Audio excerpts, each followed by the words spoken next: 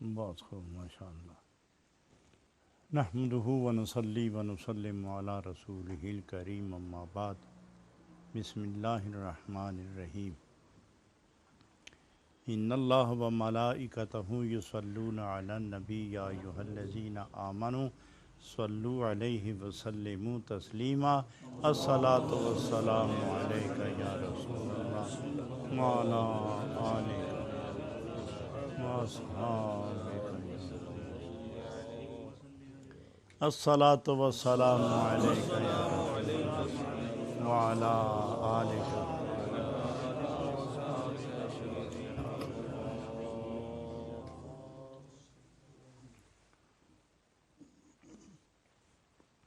مقتدر ذی وقار مطلع الانوار علماء کرام، صوفیاء اعظام،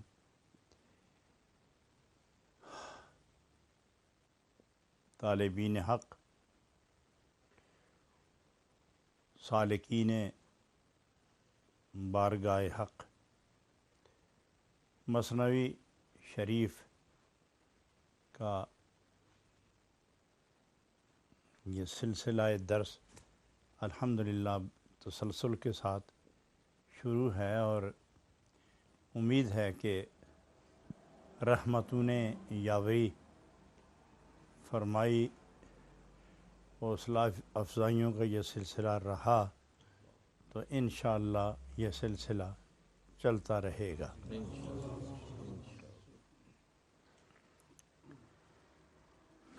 حضرات گرامی، کل کے درس مثنوی میں آپ حضرات گرامی قدر نے سید عالم صلی اللہ علیہ وسلم کا ایک دلکش، حسین و جمیل معجزہ اور اس کی برکات اور اس کی لطافتوں، بہجتوں اور نسبتوں کے فیضان کا ایک جامع تذکرہ سماعت فرمایا تھا۔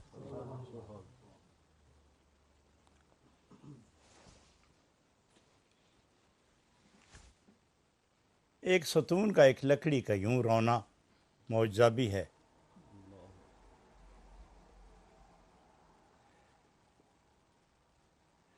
اور معجزے کی ضرورت اس بات شہادت ہے۔ جو دعویٰ ہے اس دعوے کے ثبوت کے لیے منکرین کو ان کی سوچ کے مطابق جواب دینے کے لیے معجزے کا اظہار ضروری ہو جاتا ہے۔ من وجہ اگر میں اس کو معجزہ کہوں تو چونکہ نبی پاک صلی اللہ علیہ وسلم کا ہر فعل، نبی پاک علیہ السلام کا ہر فعل، ہر قول، بال مبارک سے لے کر، جسم کے عضو سے لے کر، روح تن من سے لے کر، ظاہر باطن تک، یہ تمام نظام زندگی، اسلوب زندگی اور سیرت پاک کا ایک ایک پاکیزہ نقش یہ معجزہ ہے۔ یہ صرف معجزہ ہے۔ یہ بات ذہن میں رہے کہ بعض اوقات مخالف، منکر دعوے کو جھوٹا قرار دینے کے لیے کسی ایسی شرط کو قائم کرتا ہے کہ جو اس کے اپنے ذاتی علم و پندار اور خیال کے مطابق ہوتی ہے، اور اس کی سوچ کا معیار یہ ہوتا ہے کہ ایسا ہو نہیں سکے گا، نہ ہوا ہے، نہ ہوگا، نہ ہو سکتا ہے، نہ اس کا امکان ہے، تو مدعی کا دعویٰ باطل ہوگا۔ تو نبوت کا دعویٰ کرنے والا وہ تو چونکہ مجسمہ دعویٰ ہوتا ہے، مجسمہ دلیل ہوتا ہے، مجسمہ کرامت ہوتا ہے، مجسمہ عظمت ہوتا ہے، مجسمہ معجزہ ہوتا ہے۔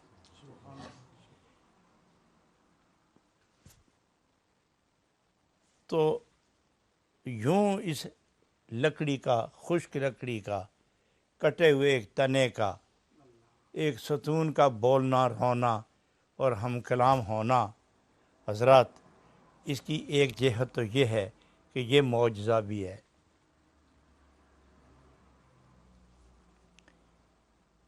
کوئی یہ نہ سمجھے کہ کس بات پر اظہار معجزہ کی ضرورت پڑی۔ کسی نے سوال ہی کیا تھا کہ ضرورت پڑی معجزے کے اظہار کی، تو جواب یہی ہے کہ ہر فعل جب معجزہ ہے تو یہ کرشمہ محبت بھی معجزہ ہی ہے۔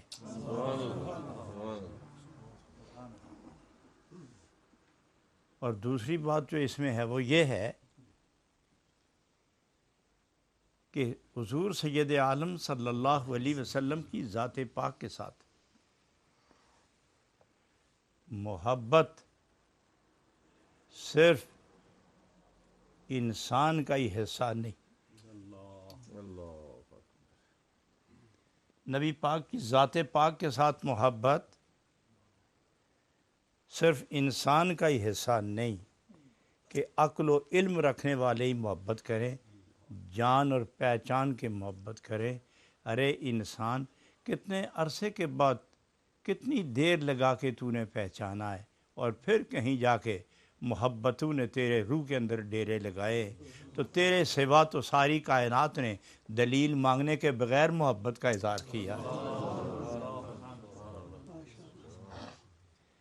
انسان نے تو کبھی کردار پہ نظر رکھی، کبھی گفتار پہ نظر رکھی، کبھی رفتار پہ نظر رکھی، کبھی مجلس پہ رکھی، کبھی عزلت پہ رکھی، کبھی مجلس پہ رکھی، کبھی تنہائی پر۔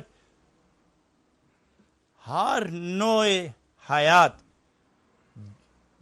زندگی کے ہر شعبے کو اس طرح نبی پاک علیہ الصلوۃ والسلام وابستہ رکھ کے گزارتے ہیں، اس پر نظر رکھ کے بڑی دیر کے بعد تو مسلمان ہوئے۔ اور بعض تو ایسے تھے کہ تلوار لے کے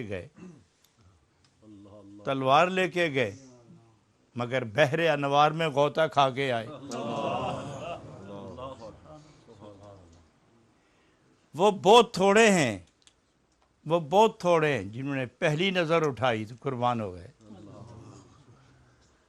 وہ تو انگلیوں پر گنے جا سکتے ہیں، باقی سب نے کچھ دیکھ کر، کچھ آزما کر، کچھ باتیں سن کر، کچھ دلائل سن کر، کچھ محبت کے زخم کھا کر، کچھ عشق شراب عشق کا نشہ پی کے انہوں نے سر جھکایا، روح قربان کی، اور پھر مخالفت جتنی کی تھی اس سے 1 کروڑ مرتبہ زیادہ محبت و ایثار کا اظہار بھی کیا ہے۔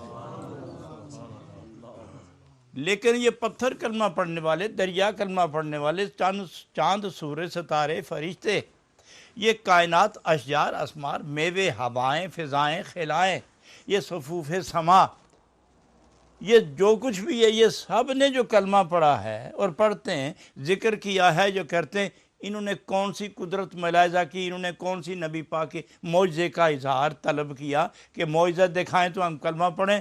جس پتھر پر، زمین پر نبی پاک کا کلمہ پڑھتا گیا، نبی پاک کا قدم پڑھتا گیا،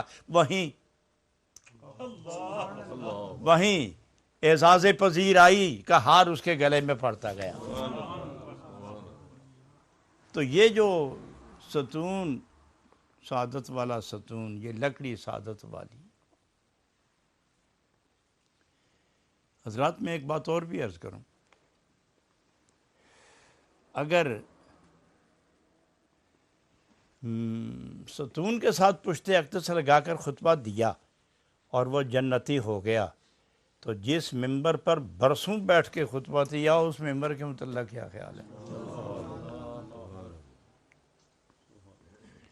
آج تک اس ممبر کی طرف، اس محراب کی طرف ترستی نگاہوں سے عاشق دیکھتے ہیں اور ٹوٹ پڑتے ہیں وہاں، اور وہاں تمیز خرد و کلاں، چھوٹے بڑے کا ادب اور تمیز کا یہ درجہ اس طرح محو ہوتا ہے، اور ہر آدمی کوشش کرتا ہے کہ سب سے پہلے میں اس جگہ اپنی پیشانی رکھوں جہاں کبھی میرے نبی پاک کے قدم لگے ہوئے ہوں، جہاں صدیق کے قدم لگے ہوں، جہاں فاروق کے قدم لگیں، جہاں عثمان و حیدر کے قدم لگیں رضی اللہ عنہم۔ تو یہ محبت ہی ہے جو مختلف رنگ دکھاتی ہے۔ حضرات ایک بات اور بھی عرض کروں کہ یہی لکڑ یہ جب رنگ بدلے، صورت بدلے، ضرورت بدلے، تو ضرورت کے مطابق جب صورت بدلتی ہے تو نام بدلتا ہے، اور جب نام بدلے تو اس کا عمل بدلتا ہے۔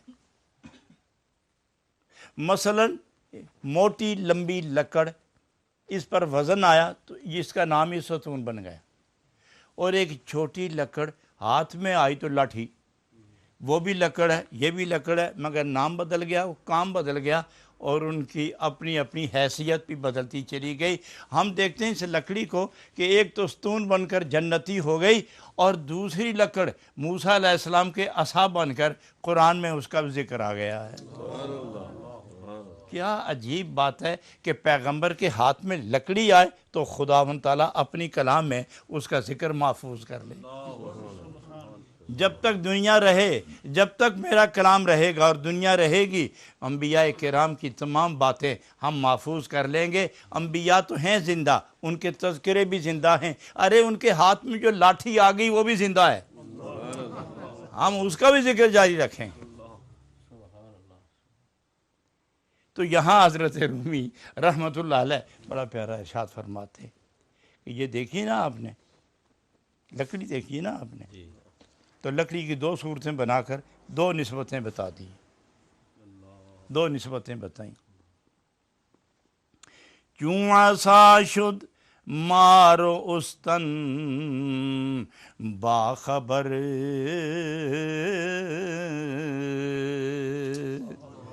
معجزہ معجزہ موسیٰ و احمد در نگر۔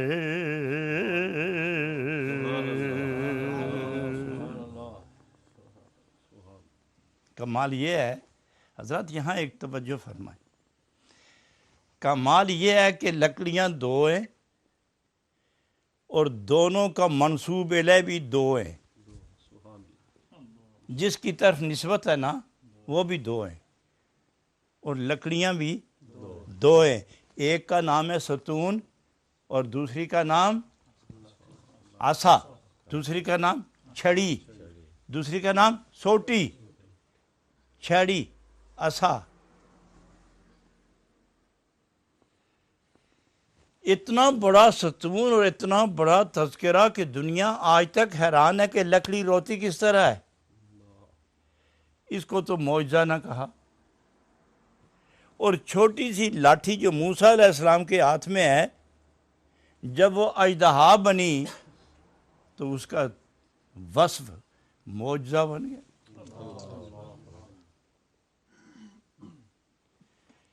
یہ اتنا بڑا ستون رویا، یہ اس کو معجزہ کیوں نہیں کہتے؟ اور وہ ہاتھ کی لاٹھی اس کو معجزہ کیوں کہتے ہو؟ معجزہ اس لیے کہتے ہیں کہ وہ لاٹھی کا مد مقابل کوئی تھا، اس ستون کا مد مقابل کوئی نہیں تھا۔ لاٹھی کا مد مقابل تھا، موسیٰ علیہ السلام کا مد مقابل بھی تھا، اور لاٹھی کا مد مقابل کی بھی کوئی تھا۔ تو چونکہ وہ لاٹھی موسیٰ علیہ السلام کی تھی، اس لیے اس نے نبوت کی عظمت کے پیش نظر وہی کچھ پڑھنا تھا جس میں شان نبوت میں اضافہ ہو۔ اور معجزہ جب بھی ہوتا ہے، جب بھی معجزے کا ظہور ہوتا ہے وہ ظہور جلال ہوتا ہے۔ معجزے کا جب بھی ظہور ہو تو وہاں مقصود ظہور جلال ہوتا ہے، اور نبی اعظم صلی اللہ علیہ وسلم نے جہاں معجزے سے ہٹ کر معجزے سے بلند تر اپنے کمالات کا اظہار فرمایا ہے، یہاں چونکہ اظہار جمال نہیں تھا، تقسیم جمال تھا۔ اظہار جلال نہیں تھا، تقسیم جمال تھا، تو تقسیم جمال کو معجزہ نہیں کہا، حالانکہ شکل و صورت اور وصف و کیفیت معجزے والی ہے۔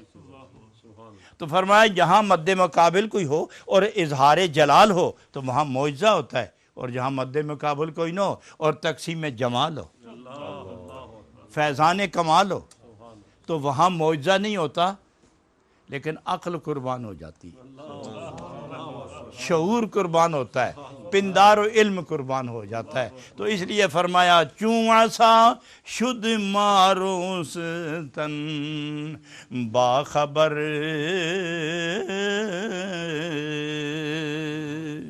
معجزہ موسیٰ و احمد در نگر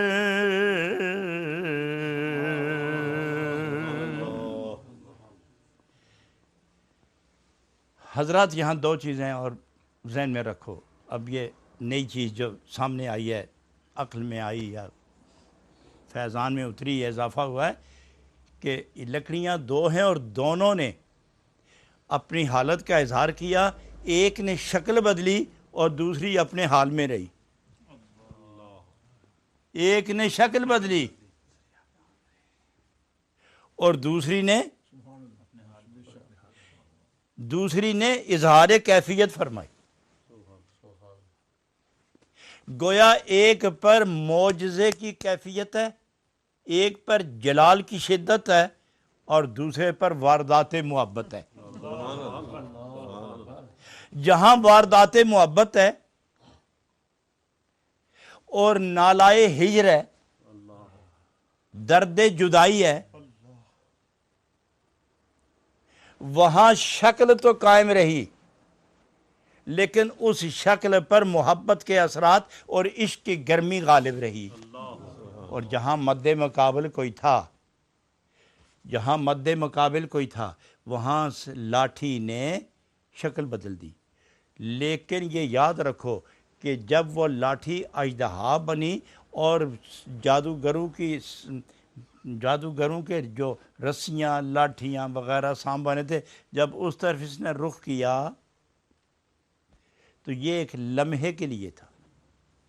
وہ لکڑی زندہ تھی، اژدہا تھی، مگر اسے خبر نہیں تھی کہ میں نے کرنا کیا ہے، صرف دکھانا ہی تھا۔ اس کو یہ علم نہیں تھا کہ میں نے کرنا کیا ہے، صرف دکھانا تھا۔ اور یہاں جو تھا کیا نام ہے ستون، فرمایا یہ ستون خالی رو ہی نہیں رہا تھا، یہ باخبر بھی تھا۔ تو ثابت یہ کیا کہ اگرچہ تم زندہ سانپ بن گئے مگر بے خبر ہو، اور یہ اپنی جگہ سے اس نے حرکت نہیں کی لیکن یہ باخبر ہے۔ اور دوسری بات یہ کہ جب لاٹھی پھینکی گئی تو وہ دوسری طرف سانپ بن کر روانہ ہو گئی۔ ارے تو نے نبوت سے دوری اختیار کی ہے، تو دوسری طرف جانے لگا۔ اگرچہ جہاد ہی تھا تیرا، یہ بھی اگرچہ تیرا یہ جہاد تھا اور نبی ہی نے تجھے پھینکا، لیکن بظاہراً دور جا رہا تھا اور بے خبری میں جا رہا تھا۔ اور اس تنِ حنانہ یہ باخبر تھا، یہ نبی سے دوری پر شکوہ کر رہا تھا۔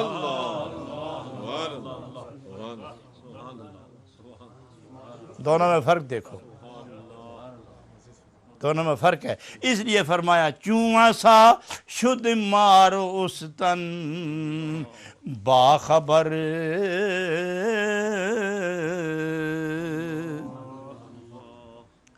معجزائے موسیٰ و احمد در نگر۔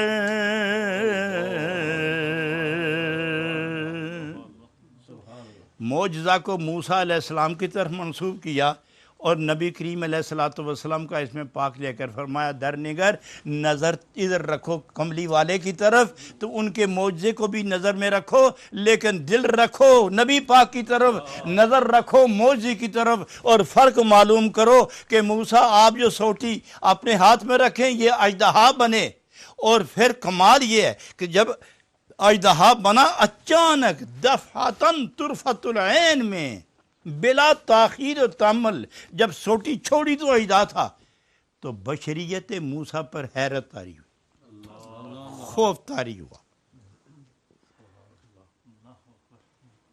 طاری ہوا۔ تو اس وقت رب نے فرمایا موسیٰ میں جو تمہارے ساتھ ہوں میرے حکم سے یہ سب کچھ ہو رہا ہے نا، تو آپ نبی ہیں، میرے ساتھ ہیں، میں تمہارے ساتھ ہوں، گھبرانے کی ضرورت کیا، پکڑو بس سوٹی کی سوٹی ہے۔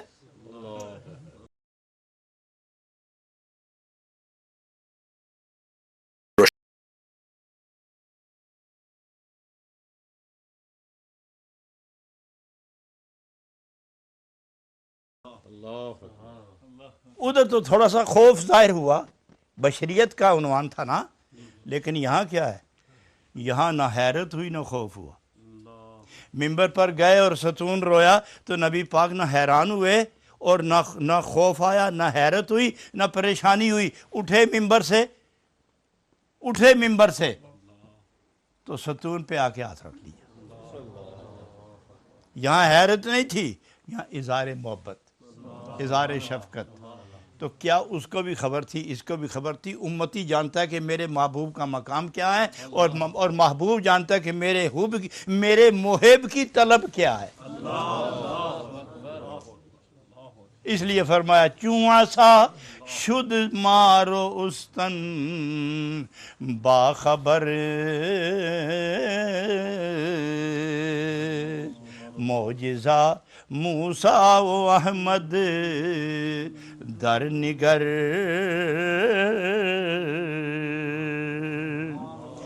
نگر اس طرف دیکھو، توجہ کرو، مائل کرو اپنے مزاج کو۔ یہ کیوں کہتے ہیں؟ ادھر ایک لکڑی اژدہا بن رہی ہے، دوسری لکڑی ہجر محبوب میں رو رہی ہے۔ ارے خیال تو کر انسان، وہاں نہ عقل ہے، نہ ہوش ہے، نہ خیرت ہے، نہ زبان ہے، نہ کیل و کال ہے، کچھ بھی نہیں ہے، احساس ہے۔ اگر لکڑی اپنے محبوب پیغمبر کو دیکھ کر قربانیاں دے رہی ہے اور عشق میں جل جل کے فریاد کنا ہے، تو عقل والا ہے، ہوش والا ہے، علم والا ہے، تو کیوں نہیں اپنے نبی کے ہجر میں روتا؟ نعرہ تکبیر، نعرہ رسالت، تو کیوں نہیں ہجر میں روتا؟ اگر لکڑی کو نبی روتا ہوا دیکھے تو سینے لگائے اور اس کو جنت کی بشارت دے، ارے تو بھی رو، ارے رو، تو بھی رو۔ تو یوں سمجھ جب تیری روح روئے گی نا، تو وہ تو ممبر پر سے اٹھ کے لکڑی کے پاس گئے تھے، ستون کے پاس نا، تو رو، تیرا دل ہی ممبر بن جائے گا اور نور نبوت کے فیضان تیرے ممبر پر آ کے تیری روح کو تسکین دے۔ ضروری ہے کہ بلا دلیل و حجت تو قربانی کا جذبہ پیدا کر۔ تو دوری اور نزدیک کا احساس چھوڑ، یہ میرے تیرے خیال کے مطابق دوری ہے، ان کے سامنے دوری نہیں ہے۔ اللہ غنی، اللہ غنی۔ از عصا مارے از عصا مارے وز استن حنین، پنج نوبت می زند از بحر دین۔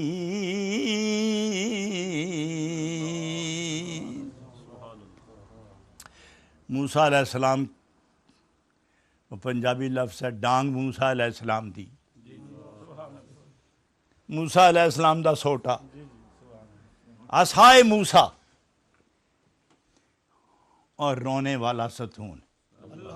از عصا مارے وز استن حنین، رونے والا ستون، اور حضرت جناب موسیٰ علیہ نبینا علیہ السلام کے ہاتھ دستے پاک کی دستے اقدس میں پکڑی ہوئی لاٹھی کا سانپ بن جانا، یہ کیا ہے، کیوں ہے؟ پنج نوبت می زند از بیر دین، یہ تو 5 وقت نوبت چلتی ہے۔ کس طرح؟ دین کی، صبح و شام، جس طرح 5 نمازوں کے اعلان ہوتا ہے اذان سے، تو رومی فرماتے ہیں یوں نہ سمجھو کہ یہ نماز کے لیے اعلان ہو رہا ہے، ایمان والو تمہارے دین کی تجدید کا اعلان ہو رہا ہے۔ آپ یہ سمجھتے ہو کہ وضو کر لے چلو کھڑے ہو جائیں، مولانا انتظار کر رہے ہیں، وہ سب کھڑی ہے، مولانا غائب ہیں، اور بلاؤ ان کو جلدی آ جائیں، تو یہ اذان اس لیے ہوئی کہ چلو نماز پڑھ لیں؟ وہ تو یہ فرماتے ہیں ایسا نہیں ہے، یہ 5 وقت دین کی تجدید کا اعلان ہو رہا ہے۔ ایک نماز سے دوسری نماز تک کیا خامیاں ہوئی ہیں، ہٹاؤ اس کو سجدہ کر کے۔ دوسری نماز تک کیا قصور ہوا ہے، پھر سجدے کر، تاکہ اسلام تیرے ناپاک کیفیت کو قبول نہیں کرتا۔ اسلام پاک ہے، تجھے پاک دیکھنا چاہتا ہے، دین پاک ہے، تجھے پاک دیکھنا چاہتا ہے۔ قرآن جو تلاوت کرتے ہو یہ پاک ہے، تیرے باطن کو پاک کرنے کے لیے یہ آیا ہے۔ پڑھتا ایک ہے، پڑھتا فرش پر ہے، نور عرش سے اترتا ہے، سننے والے 50 20 100 1000 سب کے دلوں کو دھوتا ہوا چلا جاتا ہے۔ پڑھتا ایک ہے، لاکھوں دل دھلے جا رہے ہیں۔ کیوں؟ اس لیے کہ جب ایک پڑھے تو پڑھتا قرآن ہے، اور سب اس قرآن کی اتباع میں، اس عالم کی متابعت میں کھڑے ہیں اور قرآن سن رہے ہیں۔ قرآن خدا کا کلام ہے، قرآن خدا کا کلام ہے، خدا واحد لا شریک اس ایک امام کے پیچھے ہزاروں جو کھڑے ہیں ان سب پر نور کی بارش کر رہا ہے، مگر معلوم کسی کو نہیں ہو رہا، معلوم کسی کو نہیں ہو رہا۔ جس نور کا قطرہ اور چھینٹا جس کے روح کے اور دل کے اندر چلا جائے، اس کا مزاج، اس کی عادت، اس کی کیفیت بدل جاتی ہے۔ جب وہ سجدہ کرتا ہے تو اس کی آنکھوں میں آنسو ہوتے ہیں اور لذت و رقت و کیفیت برپا ہوتی ہے، اور جب نماز سے فارغ ہوتا ہے تو دوسری نماز تک اسی نشے میں رہتا ہے، اسی نشے میں رہتا ہے۔ جو ہی آواز آئی حی علی الصلاۃ، فلاح کی طرف آؤ، آؤ دوڑو فلاح کی طرف آؤ۔ تو فلاح تو قرب میں ہے، فلاح تو بندگی میں ہے، فلاح تو رضا میں ہے، اور رضا بندگی میں ہے، اور کمال بندگی سجدے میں ہے، اور سجدہ نماز میں ہے۔ اس لیے ضروری ہے کہ یہ جو عصائے موسیٰ اور استن حنانہ، جس طرح 5 اذانیں ہوتی ہیں، یہ 2 معجزے تمہیں زندہ کرنے کے لیے کہ ارے مردہ لکڑیاں نبی اپنے نبی کے ساتھ لگ کے زندہ ہو گئیں، اور تم زندہ اپنے نبی کے ساتھ لگ کے ابھی تک زندہ نہیں ہوئے۔ اس لیے فرمایا از عصا مار وز اس وز استن حنین، 5 نوبت، 5 نوبت می زنند از بحر دین۔ یہ معجزے تمہیں زندہ کر رہے ہیں اور تمہیں اعلان کر رہے ہیں۔ وہ یہ نہیں بتا رہے کہ دیکھو ہم پہ کیا گزری اور نبی کی شان کیا ہے، وہ تو ہے ہی ہے، لیکن بتانا یہ چاہتے ہیں کہ ہم نبی کے ساتھ لگ کے زندہ ہو گئے۔ کلمہ تم نے بھی پڑھا ہے اور تیرے کلمہ پڑھنے کا سب نے گواہی بھی دی ہے، ہم تابعدار امتی ہوئے، ہمارے کلمہ پڑھنے کا ثبوت کسی کے پاس نہیں ہے، لیکن اتنا ہی کافی ہے کہ نبی نے اپنے ہاتھ میں پکڑ رکھا ہے۔ اور دوسرا یہ کہتے ہیں کہ نبی نے پشت اقدس میرے ساتھ لگا رکھی ہے، میں مومن نہیں تو کیا ہوں، میں غلام نہیں تو کیا ہوں، میں خادم نہیں تو کیا ہوں، میرا مخدوم اپنے خادم کے ساتھ ہے۔ اگر ہم اپنے مخدوم کے ساتھ، اپنے نبی کے ساتھ لگ کے زندہ ہو گئے تو کلمہ پڑھنے والوں، نبوت کی تصدیق کرنے والوں، قرآن پڑھنے والوں اور ایک خدا کے سامنے سجدہ کرنے والوں، ہم تمہیں دعوت دیتے ہیں جس طرح ہم مل کر زندہ ہو گئے، تم بھی اندر سے اپنے نبی کے ہو کر زندہ ہو جاؤ۔ یہ جو میں نے کہا نا اپنے نبی، یہ اس شعر کی مطابقت سے کہا ہے، اپنے نبی، ورنہ نبی ایک ہی ہے اور سب کا اپنا ہی نبی ہے۔ لیکن ایک زبان اگر یہ کہہ دوں، میں اب اس کی بھی تھوڑی تشریح کر دوں کہ ہم یہاں 40-50 دوست بیٹھے ہوئے ہیں، تو کوئی آدمی یہ نہیں کہتا ہمارے نبی، وہ جب بھی عشق میں بولے گا تو کہے گا میرا نبی۔ کبھی نہیں سنا میں نے کہ محبت والے یہ کہیں کہ ہمارا نبی۔ محبوب خدا میرا محبوب، میرے رب کا محبوب، میرا رب، اس کے بعد پھر سب کا رب۔ حضرات، یہ محبت کے معیار پر جب آدمی کھڑا ہو جائے تو پھر اس کو اپنا آپ اور اپنا محبوب ان 2 کے سوا تیسرا نظر ہی نہیں آتا۔ اس لیے یہاں سادے لفظ ہیں میں اور آپ، اور جب بالکل قریب چلا جائے تو شاعری زبان میں اور تو، آپ میں کوئی دوسرا بھی شامل ہو سکتا ہے، لیکن تم اور تو میں دوسرے کی جگہ ہی نہیں ہے۔ میں اور تو۔ اسی لیے رب العالمین کے لیے بعض لوگ کہتے ہیں کہ اللہ جل شانہ فرماتے ہیں، فرمایا اس میں مزہ بڑا ہے، لطف ہے، ادب ہے۔ اللہ فرماتے ہیں، اللہ تعالیٰ فرماتے ہیں، بڑی خوب بات ہے، مزہ اس میں، لطف بھی ہے، مگر یہ ہیں جمع کا صیغہ ہے، تو فرمایا اگر اس کی جگہ یہ کہو اللہ فرماتا ہے تو دوسرے کی گنجائش نہیں ہے اس میں۔ وحدت کامل کی طرف اشارہ ہے۔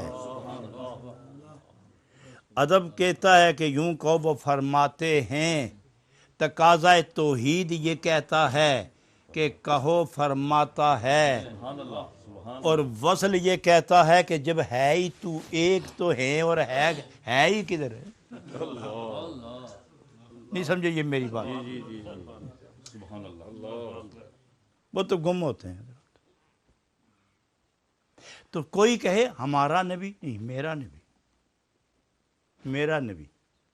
اب دیکھو پنجابی کہتے ہیں میرا نبی، ہندی کہتے ہیں میرا نبی، افغانی کہتے ہیں میرا نبی، عربی کہتے ہیں میرا نبی، جو بولے گا میں فرشی کہتے ہیں میرا نبی، عرش والے بولیں گے میرا نبی، اور دو جہان میں رہنے والی مخلوق بولے گی، ہر مخلوق اپنی جگہ جب بولے گی تنہا تو بولیں گے میرا نبی۔ حوریں جب اکٹھی بیٹھتی ہیں تو ایک ایک بولتی ہے میرا نبی، فرشتے عرش والے بولتے ہیں میرا نبی، اور جب سب کی خدا سنتا ہے تو وہ بھی کہہ دیتا ہے میرا نبی، وہ بھی فرما دیتا ہے میرا نبی۔ یہ کیا عجیب محبت کی رسم ہے جو کسی تقاضے اور اصول کو تسلیم ہی نہیں کرتی۔ اس کی ایک ہی ہے عادت کہ محب اور محبوب اس معیار پر رہو کہ جب محبوب اپنا جلوہ دکھائے تو محب تیرا بھی وجود نہ رہے۔ پنج نوبت میزن انداز بہر دی، یہ تمام معجزات جتنے بھی ہیں یہ سب دین کو بیدار کرنے کے لیے، اور اے اس دنیا میں رہنے والوں تمہارا مقام یہی ہے کہ صبح و شام اس لکڑی سے زیادہ عظمت اور نوبت اور محبت اور جلن اور تڑپ اور سوز اور لگن اور مستی اور پیار اور ماہی بے آب کی طرح کیفیت میں دائماً رہنا یہ مشکل ضرور ہے، مگر جس نے کوشش کی اور اس مقام پر پہنچا وہ صرف خدا اور اس کے محبوب کا ہی رہا، دنیا کے قابل نہیں رہا۔ اور وہ کہ جس کے ایک ہاتھ میں دنیا ہو دوسرے ہاتھ میں دین ہو، اس کے متعلق حکم یہ ہے کہ جب دین و دنیا دونوں اکٹھے ہو جائیں تو دین کو دنیا پر غالب رکھ تاکہ حب نبی کا نور تیرے روح اور دل اور دماغ پر غالب رہنے کی بنا پر مقام قرب پر تو فائز رہے۔ حضرات گرامی، یہ بہت پیاری محفل ہے اور لاکھوں کروڑوں لوگ فیض یاب ہو رہے ہیں اس سے، اور میں یہ چاہتا ہوں کہ آپ کے میرے سننے والے اور اس نور ٹی وی سے وابستہ جتنے لوگ ہیں، دور و نزدیک کے سامعین و ناظرین و حاضرین، ان تمام کے وقت خدا بیدار فرمائے، تمام کے وقت خدا بیدار فرمائے۔ یہ لفظ وقت سے مجھے ایک بہت خوبصورت ایک دانش مند مزین اور منور بے انوار اللہ ایک شاعر باخبر کی ایک بات یاد آتی ہے۔ میں وہ حضرت حافظ شیرازی رحمۃ اللہ علیہ کا یہ ایک رباعی ہے، میں عرض کر دوں، بڑی خوبصورت۔ وہ فرماتے اے قبلائے ہر کے مقبل مقبل آمد کویت، روئے دل جملہ بختیاراں سویت، روئے دل جملہ بختیاراں سویت، جو تیری گلی میں آیا اس کا دین و دنیا میں قبلہ تو آپ ہی ہیں، اور وقت والوں کے جو دل ہیں ان دلوں کا رخ تو تیری گلی کی طرف ہے۔ امروز کسے کس تو بگرداند روئے، امروز کسے کس تو بگرداند روئے، فردا بکدام دیدائے بیند رویت، فردا بکدام دیدہ بیند رویت۔ اس کے دو ترجمے۔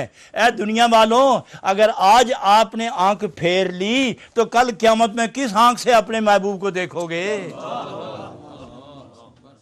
امروز کسے کس تو بگردانہ دروے، جس نے آج منہ پھیرا آپ سے کل قیامت میں وہ کس منہ سے آپ کو دیکھے گا؟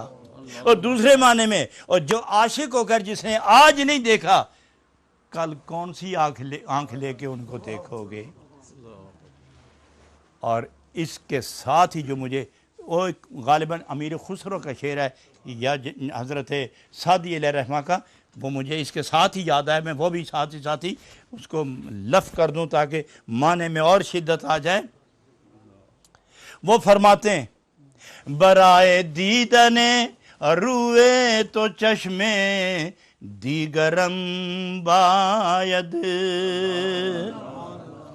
برائے دیدن روئے تو چشمے دیگرم باید، این چشمے کے مندارم جمالت را نمی شاید، این چشمے کے مندارم جمالت را نمی شاید۔ اے حافظ شیرازی، آپ تو کہتے ہیں کہ جس آنکھ نے نہیں دیکھا وہ کل کس طرح، جس نے منہ پھیرا وہ تو ہے ہی، اور لیکن جس نے آج یہاں جس آنکھ نے نہیں دیکھا وہ کل کس طرح شرمندہ ہو کے دیکھے گی۔ تو جناب حافظ شیرازی نے یہ فرمایا، سعدی یہ فرماتے کہ یہ جو آنکھ ہم رکھتے ہیں نا یہ ان کے قابل ہیں ہی قابل۔ این چشمے کے مندارم جمالت رانمی شاید، یہ جو آنکھیں ہمارے پاس ہیں یہ آپ کے قابل کب ہے؟ جو آنکھ گھوڑا دیکھے، گدھا دیکھے، کھچر دیکھے، مرد دیکھے، عورت دیکھے، نیک دیکھے، برا دیکھے، اپنا دیکھے، بیگانہ دیکھے، سب کو دیکھے، ہر وقت دیکھے، یہ بھی کوئی آنکھ ہے اعتبار والی؟ این چشمے کے مندارم جمالت ران میں شاید، برائے دیدن روئے تو چشمے دیگرم باید۔ آپ کو دیکھنے کے لیے تو وہ آنکھ چاہیے جو صرف آپ ہی کو دیکھے، جو صرف آپ ہی کو دیکھے۔ یہ عاشقوں کی آنکھ ہے، یہ طالبوں کی آنکھ ہے، یہ کامل اکمل مکمل امتی کی آنکھ ہے حضرات۔ اور اس آنکھ کو پاک کرنے کے لیے نا ذکر، درود شریف، حضور، انہی کا خیال، انہی کا حال، انہی کی چال، انہی کا مقال، انہی کے حال میں رہو تاکہ وہ اندر کی آنکھ کھلے اور وہ دیدار مصطفیٰ کا جلوہ لوٹ سکے۔ وآخر دعوانا ان الحمدللہ رب العالمین۔ میرا سوال یہ حضور کہ ہم 10-20 سال سے 30-40 سال سے ہر آدمی نمازیں پڑھتا ہے، روزے رکھتا ہے، صوم و صلات کی پابندی کرتا ہے، حج و زکوٰۃ بھی ادا کرتا ہے، اس کے باوجود اسے حجابات نہیں ہٹتے، عبادت کے باوجود اسے سکون نہیں ملتا، اسے عبادت میں لذت نہیں ملتی، اس کی کیا وجہ ہے؟ حجابات کیوں اٹھتے، پردہ کیوں نہیں اٹھ رہا، اسے اللہ کا قرب نہیں مل رہا، 50 سال سے نمازیں پڑھ رہا ہے، شریعت کی پابندی کر رہا ہے، صدق کی مقال بھی ہے، رزق حلال بھی ہے، لیکن اس کے باوجود اسے سکون نہیں ہے، پردہ ہی پردہ آگے، اس کی کیا وجہ؟ اس پہ اگر مناسب ہو تو آپ ارشاد فرمائیں۔ علامہ حافظ مولانا محمد انور صاحب، سوال چونکہ متعلقہ ہے ہماری محفل کے ہی، اور آپ چونکہ عالم ہوتے ہوئے صوفی بھی ہیں اور بہت اچھا سوال کیا ہے، تو بجائے اس کے کہ میں کوئی اور دلائل دوں، مثنوی کا یہ درس ہے، درس مثنوی کی محفل ہے، تو میں مثنوی کی طرف سے مثنوی ہی کا شعر پڑھ کے اس کا جواب دیتا ہوں، کیونکہ محفل بھی مثنوی کی ہے، سوال بھی اسی محفل میں ہوا، تو جواب بھی ہم مثنوی سے دے رہے ہیں۔ جناب رومی رحمۃ اللہ علیہ فرماتے ہیں کہ 40 سال، وہی الفاظ جو آپ کے ہیں میں انہیں پھر دہراتا ہوں، کہ 40 سال ہو گئے نمازیں پڑھتے ہوئے، 60 سال ہو گئے نمازیں پڑھتے ہوئے، روزے رکھتے ہوئے، نیکیاں وظائف کرتے ہوئے، لیکن چہرہ گواہی نہیں دیتا، یہ ہوا کیا ہمارے ساتھ؟ وہاں فرماتے ہیں لیکن موشے دزد در انبان ماست، گندم اعمال چل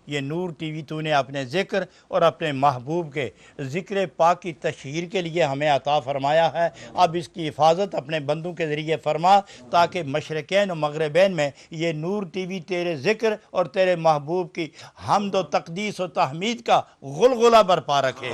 ربنا تقبل منا انک انت السمیع العلیم وتب علینا انک انت التواب الرحیم برحمتک یا ارحم الراحمین۔